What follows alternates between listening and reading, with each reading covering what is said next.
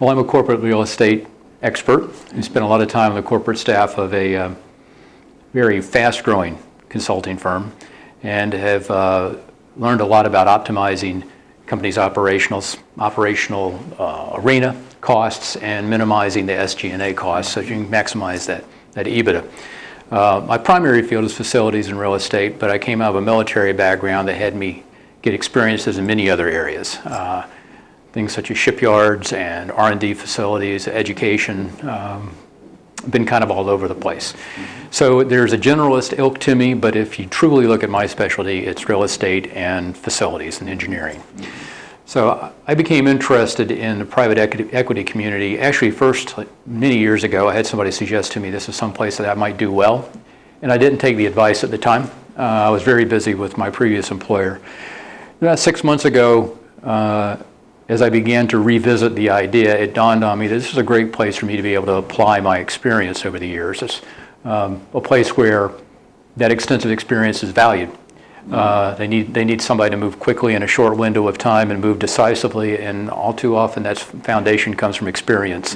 And so it dawned on me this would be a good place for me to spend some effort. Came across Blackmore. Man, I can't figure out where I know how I found you. I found you looking at job boards. And I saw your ad that says COO, CFO, CEO, and I replied to it, and then found out more about what you were. And I've enjoyed engaging in almost all of your webinars, at least one flavor of each one. And if you have multiple ones on the same subject, I may not have seen the whole category, but they've been very helpful, very interesting. In what way? Can you elaborate? Well, I didn't know anything about the industry. So I began to learn a little bit more about the concerns, your comments about the thesis. What is a thesis? What is a thesis? Describe what you've learned. Well, if you listen to my background, I've not been the deal maker as far as acquisitions and mergers and all the, obtaining financing. But the thesis, I think, to your people here, it strikes me a couple of things. One, they're looking for ideas. As you've said before in many of these venues, they need ideas. They have a hard time thinking of them too. So they need new brain power, new people thinking. In my situation, it may also help demonstrate that I can think outside the box, that I can think in terms of an entrepreneurial ilk. The idea of putting two ideas together to get something greater out of the combination. And that is not, even though I'm not in this arena yet, that is not something that you see in corporate America a lot.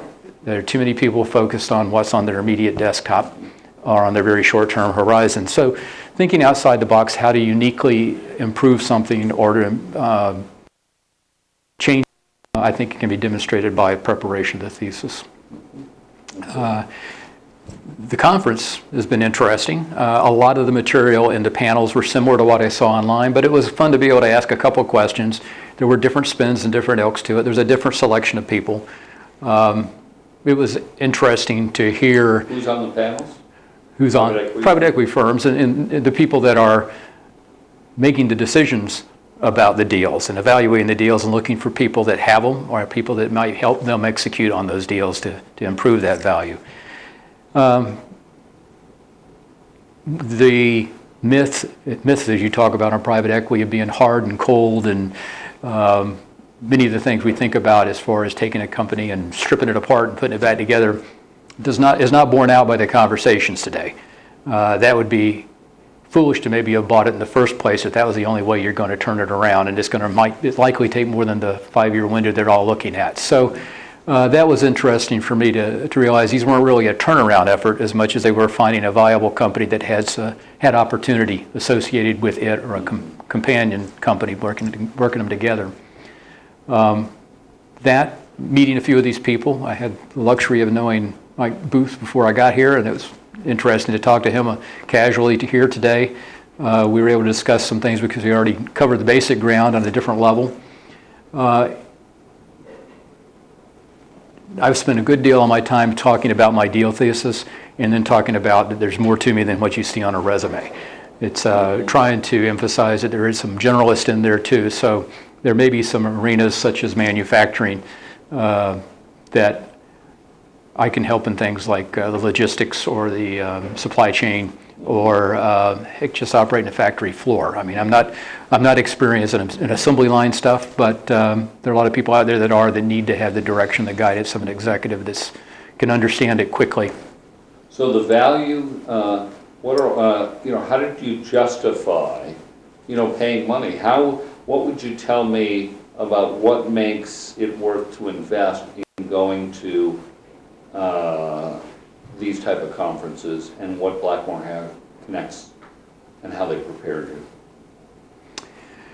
Well, getting in front of this many people at one time, again, as you've said before, is an opportunity. It's a drop in the bucket compared to the volume I probably need to get in front of. I've been doing that on my own and having somewhat networking from person to person, but no one's ponied up and said, yeah, let's go do business.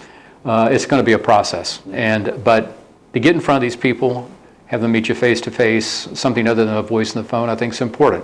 I felt very quickly with a few folks there was a connection.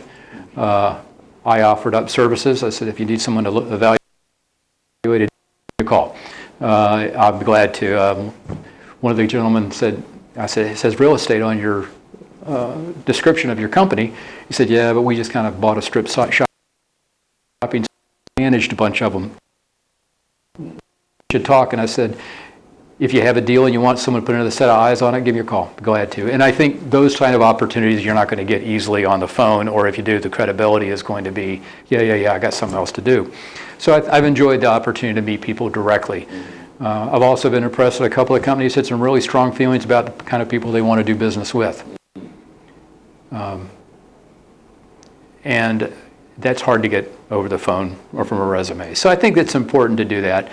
I think you guys have provided some good guidance. It's clear that your idea about a deal thesis sets people apart.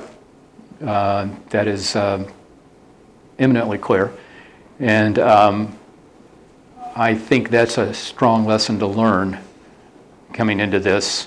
I talked to you on the phone. I said, I'm not a deal maker. I've never done a deal. But I sat down, I wrote two different deal theses, and I got a third one in my head, and probably have a fourth one in my head. That I think help demonstrate a little bit to people that this guy's got some imagination, and if he gets in a pinch with a company, he's not going to be stuck. He's going to be thinking of ways. You hear that they want people who are entrepreneurial in that way. Yeah, that's really great.